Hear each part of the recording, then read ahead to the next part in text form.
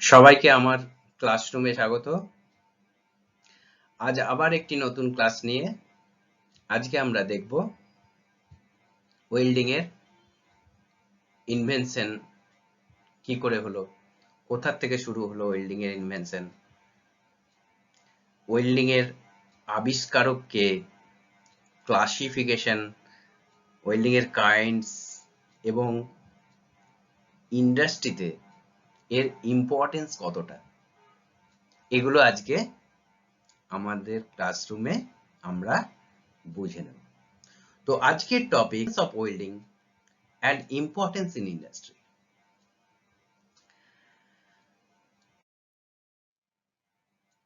এবার আমরা দেখে নেব যে ওয়েল্ডিং এর ইনভেনশন কোথা থেকে হলো। বহু প্রাচীন কাল বেশ কয়েকটি সহস্রাব্দ পিছনে মানুষ ফিল করেছিল যে মেটালকে জোড়া লাগাতে হবে, না জোড়া লাগিয়ে কোনো কিছু ইনভেনশন করা সম্ভবই হচ্ছে না। The history of joining metals goes back several millennia. বেশ কয়েকটি সহস্রাব্দ পিছনেই এটাকে আমরা যেটা অ্যানসিয়েন্ট প্রসেস, সব থেকে প্রাচীন ওয়েল্ডিং প্রসেস বলে জানি, সেটা হচ্ছে ফোর্জ ওয়েল্ডিং।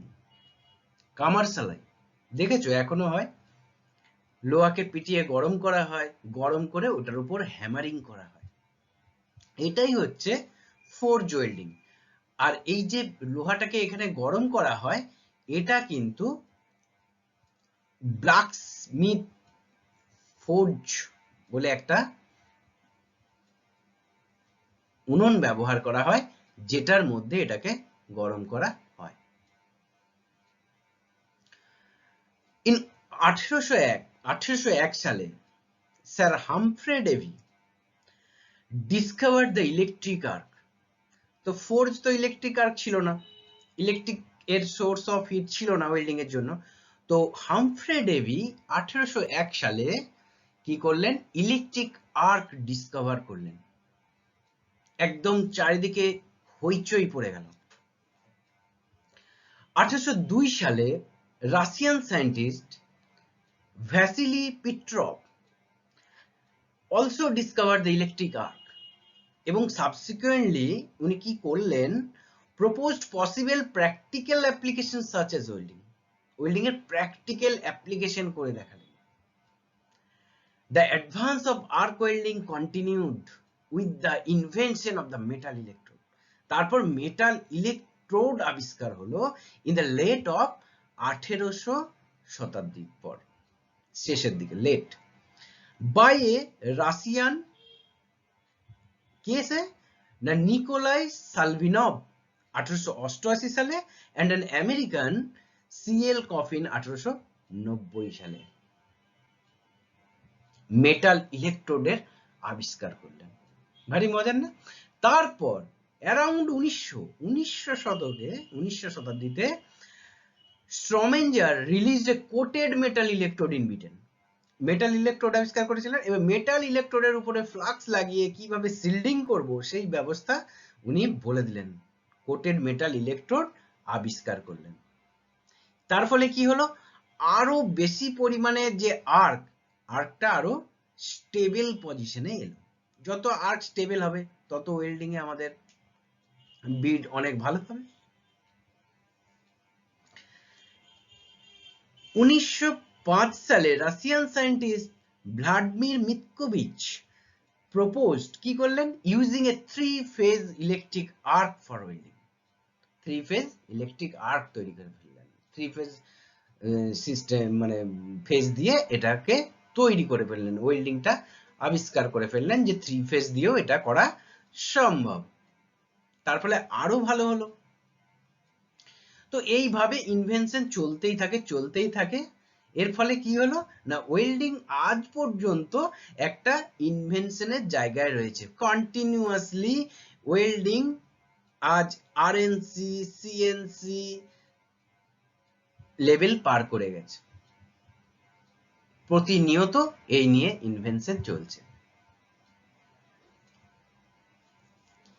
আমরা দেখে নিই, ইনভেনশন সম্বন্ধে জানলাম, এরপর কি আছে দেখে নিই। এরপর আমরা ওয়েল্ডিং তো ইনভেনশন হলো, কিন্তু ওয়েল্ডিং এর ডেফিনেশনটা কি হবে এই নিয়ে আমরা আলোচনা করব। তো ওয়েল্ডিং এর ডেফিনেশনে welding is a permanent metal joining process, আর কোনো পার্মানেন্ট মেটাল জয়েনিং প্রসেস কিন্তু নেই। তাহলে welding is a permanent metal joining process by which two similar or dissimilar metals may be joined by heating them to a suitable temperature with or without the use of filler metal and with or without the application of external pressure. আমরা welding করার সময় filler মেটালের use করতেও পারি, নাও করতে পারি, external pressure দিতেও পারি, নাও দিতে পারি। তাতে সিমিলার মেটালও ওয়েল্ডিং হবে, জোড়া লাগবে, আবার ডিসিমিলার মেটালও জোড়া লাগবে, এবং যে জোড়াটা লাগবে সেটা পার্মানেন্ট হবে। Welding is a permanent metal joining process.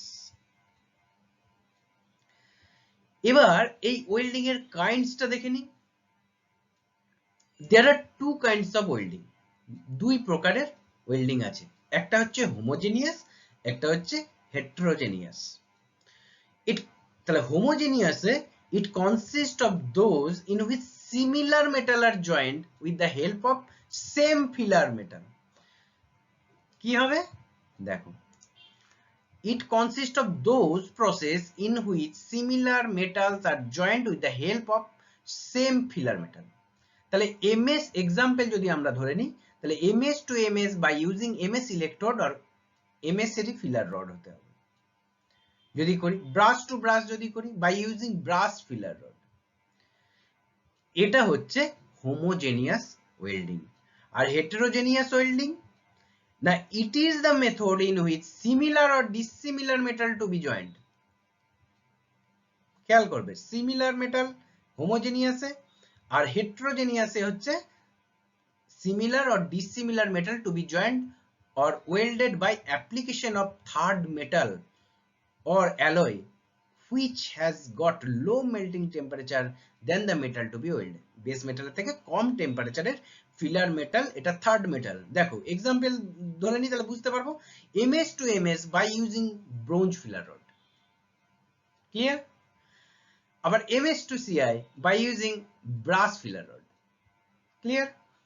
তাহলে আমরা ওয়েল্ডিং এর ডেফিনেশন জানলাম আর ওয়েল্ডিং এর কাইন্ডস জানলাম। এরপর দেখে নিই,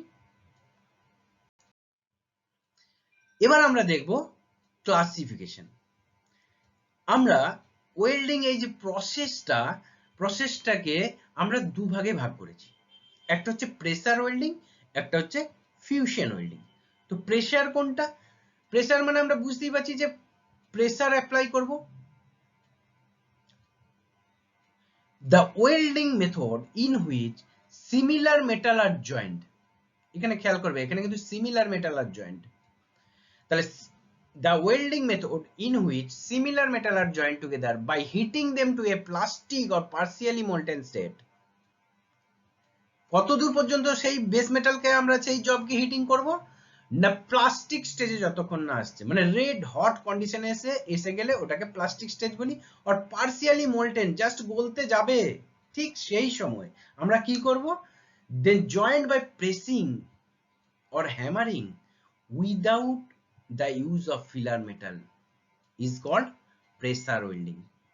তাহলে আমরা যে ক্লাসিফিকেশন করেছিলাম, শ্রেণী বিভাগ করেছিলাম, সেটা হচ্ছে একটা প্রেসার ওয়েল্ডিং, একটা হচ্ছে ফিউশন ওয়েল্ডিং। তো প্রেসার ওয়েল্ডিং এ আমরা বলছি সিমিলার মেটালকেই জয়েন করা যাবে, এবং এই জয়েন করার সময় এটাকে প্লাস্টিক স্টেজে নিয়ে যাব বা পার্সিয়ালি মোল্টেন স্টেটে নিয়ে যাব, এবং সঙ্গে সঙ্গে আমরা প্রেস করব অথবা হ্যামারিং করব without use of filler metal. এটাকে আমরা বলবো pressure welding. The joint is made permanent, এটা কোনো সন্দেহ নাই, একদম পার্মানেন্ট জয়েন্ট হবে। Heat source maybe blacksmith forge welding এর ক্ষেত্রে, ইলেকট্রিক রেজিস্ট্যান্স এর ক্ষেত্রে ইলেকট্রিকের রোধ রেজিস্ট্যান্স, আর ফ্রিকশনের ক্ষেত্রে, ফ্রিকশন ওয়েল্ডিং এর ক্ষেত্রে ফ্রিকশন মানে ঘর্ষণ, এখান থেকে আমরা তাপ পেতে পারি। এবার হচ্ছে ফিউশন ওয়েল্ডিং, আরেকটা ক্লাসিফিকেশন ওয়েল্ডিং প্রসেসের ফিউশন কি না, a method of welding in which similar or dissimilar, এখানটা আবার আমি দেখাবো তোমাদের similar or dissimilar. Pressure welding a only similar metals, no filler metals, মনে থাকবে। A method of welding in which similar or dissimilar metal are joined by melting and fusing their joining edges, এই যে joining age, যে মেটালটার ধার প্রান্ত, এগুলোকে আমরা কি করব, মেল্ট করব, গলাবো এবং একে অপরের সাথে মিশ্রিত করে দেবো মোল্টেন মেটাল গুলোকে, মানে ফিউজ করব, ফিউজ মেল্টিং করব এবং ফিউজিং করব দেয়ার জয়নিং এজেস। আমরা কিন্তু প্রেসার ওয়েল্ডিং এ করিনি, প্রেসার ওয়েল্ডিং এ আমরা রেড হট কন্ডিশনে নিয়ে গিয়ে ছেড়ে দিয়েছি, তারপর প্রেস করেছি। ফিউশন ওয়েল্ডিং এ কি করব, জয়নিং এজেস গুলোকে আমি একদম মোল্টেন স্টেটে নিয়ে যাব এবং ফিউজিং করব, একে অপরের সাথে মিশ্রিত হয়ে যাবে মেটালটা। তারপর কি করব দেখো, with or without addition of filler metal, আমি ফিলার মেটাল অ্যাডিশন করতেও পারি, নাও করতে পারি, থিকনেস বেশি হলে আমি করব, but without the application of any kind of pressure, কিন্তু প্রেসার কোনো কিছু অ্যাপ্লিকেশন করব না, এখানে প্রেসার অ্যাপ্লিকেশন করেছিলাম প্রেসার ওয়েল্ডিং এ। তাহলে এই প্রসেসটাকে আমি বলবো ফিউশন ওয়েল্ডিং। ক্লিয়ার হয়েছে? এই জয়েন্টটাও কিন্তু পার্মানেন্ট। এবার দেখে নিই এই জয়েন্টটার জন্য আমাদের হিট সোর্স কোথা থেকে আসবে। প্রেসার ওয়েল্ডিং এর জন্য হিট সোর্সেস ছিল ব্ল্যাকস্মিথ ফোর্জ, ফোর্জ ওয়েল্ডিং এর জন্য, ইলেকট্রিক রেজিস্ট্যান্স ওয়েল্ডিং এর জন্য রেজিস্ট্যান্স মানে রোধ, আর ফ্রিকশন ওয়েল্ডিং এর জন্য এসেছিল ঘর্ষণ থেকে, ফ্রিকশন থেকে। এখানে দেখো হিট সোর্স গুলো আমরা কোথা থেকে পাবো, welding arc for arc welding, arc থেকে পাবো, গ্যাস ওয়েল্ডিং গ্যাস থেকে পাবো, আর কেমিক্যাল রিঅ্যাকশন থার্মিট ওয়েল্ডিং থেকে পাবো। এই হচ্ছে আমার হিট সোর্স। এবার আরেকটা ওয়েল্ডিং আছে যেটা হচ্ছে নন ফিউশন ওয়েল্ডিং। এখানে কি হবে না, এখানে মেটাল সিমিলার ডিসিমিলার দু রকমই জয়েন করা সম্ভব। তাহলে this is the method in which similar dissimilar metal are joint together without melting the edges. আমরা কিন্তু এজ মেল্টিং করছি না ফিউশনের মতো of the base metal by using a low melting point filler rod একটা ইউজ করব, but without the application of pressure, pressure apply করব না। এটা হচ্ছে এর এক্সাম্পল, হচ্ছে সিলভার সোল্ডারিং ব্রেজিং যে তোমরা করো, সেটা হচ্ছে এর উদাহরণ। তো আমরা ক্লাসিফিকেশনে দুটোই রেখেছি, একটা হচ্ছে ফিউশন, একটা প্রেসার। কারণ হচ্ছে নন ফিউশন ওয়েল্ডিংটাকে আমরা ওয়েল্ডিং এর পর্যায়ে ঠিক আনছি না, কারণ হচ্ছে একে আবার যদি হিট দিই তাহলে এ কিন্তু আবার খুলে যেতে পারে, কিন্তু welding is a permanent metal joining process, আগেই বলেছি, তাই এ কিন্তু সেই ল মেনটেন করছে না। তবু আমরা নন ফিউশন ওয়েল্ডিং মানে বুঝবো যে সিমিলার ডিসিমিলার মেটালকে আমরা কি করব, without melting the edges of the base metal, low melting point filler rod দিয়ে আমরা কিন্তু একে জয়েন করব, কিন্তু প্রেসার কিন্তু অ্যাপ্লাই করব না। এর প্রসেসগুলো সিলভার সোল্ডারিং ব্রেজিং। ঠিক আছে? এবার আমরা একটা ছকের মাধ্যম দিয়ে যদি ব্যাপারটা পুরোটা বুঝে নিতে পারি, তাহলে আমাদের কাছে পুরো বিষয়টা একদম সহজ জলের মতো হয়ে যায়। ঠিক আছে? এই ওয়েল্ডিংটাকে আমরা দু ভাগে ভাগ করেছি, একটা হচ্ছে প্রেসার, একটা ফিউশন বললাম।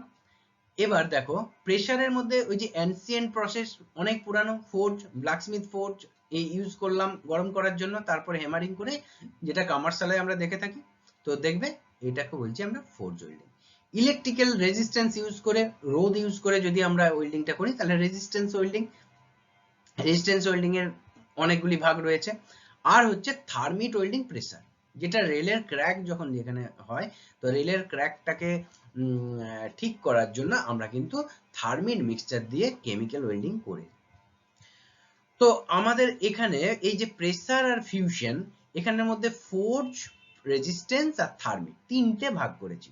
এবার রেজিস্ট্যান্সটা অনেকগুলো প্রসেস আছে, যেগুলো হচ্ছে spot, seam, butt, flash butt, projection. তাহলে এই ওয়েল্ডিং গুলো রেজিস্ট্যান্স ওয়েল্ডিং এর মধ্যে পড়ে, কারণ এটা আমরা এর হিট সোর্সটা আমরা রেজিস্ট্যান্স থেকে নেব, রোধ থেকে নেব।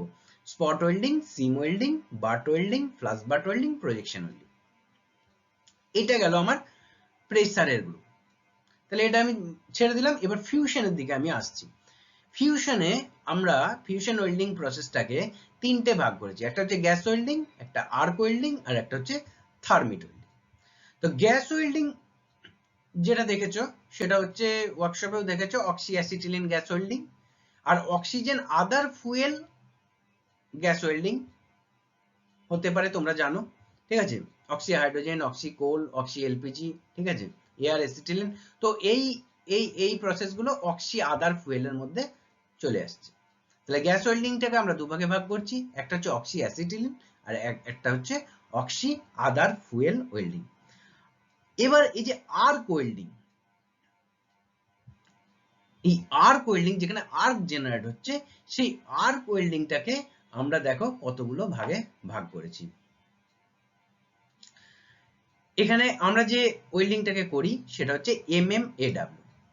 ফার্স্ট সেমিস্টারে তোমরা করেছো, এটা হচ্ছে MMAW, মানে manual metal arc welding. Manually এটা কন্ট্রোল হচ্ছে এর স্পিড এবং ফিড, সেজন্য এটাকে আমরা MMAW বলছি। এছাড়া carbon arc welding, carbon electrode দিয়ে করা হয়। অ্যাটমিক হাইড্রোজেন আর্ক ওয়েল্ডিং, দুটো ইলেকট্রোড দিয়ে করা হয়। TIG welding, tungsten inert gas welding, টাংস্টেনের ইলেকট্রোড দিয়ে করি এবং ফিলার মেটাল, ফিলার রড দিয়ে আমরা সাপ্লাই করতে হয়। মিগ ওয়েল্ডিং সব থেকে জানো স্পিডে এবং ফাস্টেস্ট আর্ক ওয়েল্ডিং, খুব তাড়াতাড়ি এর ডিপোজিশন রেট খুব ভালো। Flux cored arc welding, FCAW, এর মিগে যেরকম সলিড ওয়্যার থাকে, এর মধ্যে সলিড ওয়্যারের মধ্যে ফ্লাক্স ভরা থাকে। সাবমার্জ আর্ক ওয়েল্ডিং, অনেক যখন মেটেরিয়াল থিকনেস বেশি হয় তখন আমরা সাবমার্জ আর্ক ওয়েল্ডিং, তার থেকেও মেটেরিয়াল থিকনেস বেশি হলে আমরা ইলেকট্রো স্ল্যাগ ওয়েল্ডিং। আর আরো একটা ওয়েল্ডিং আছে যেটা থিন সিটের ক্ষেত্রে খুবই ভালো এবং টিগ ওয়েল্ডিং এর থেকেও খুব ভালো, যেটা হচ্ছে প্লাজমা আর্ক ওয়েল্ডিং। প্লাজমা স্টেটে নিয়ে গিয়ে আমরা এটা ওয়েল্ডিংটা করি ওই মেটালকে। তাহলে আমরা 9টা ভাগ পেলাম, 1 2 3 4 5 6 7 8 9। তাহলে 9খানা আর্ক ওয়েল্ডিং আমরা পেলাম এখান থেকে আর্ক ওয়েল্ডিং এর ভাগের ক্ষেত্রে। আর থার্মিট ওয়েল্ডিং, এখানে ছিল প্রেসার আর এখানে থার্মিট ওয়েল্ডিং ফিউশন, যেটা রেলওয়ে ইউজ করে ফর রেলওয়ের ক্র্যাক মেরামত করতে। এবার আমরা দেখে নেব যে ওয়েল্ডিং এর ইম্পর্টেন্সটা কোথায়। Importance of welding in industry, ইন্ডাস্ট্রিতে ওয়েল্ডিং এর গুরুত্ব কতটা। তো তোমরা জানো যে ওয়েল্ডিং ছাড়া মেটাল ইন্ডাস্ট্রি চলতেই পারে না।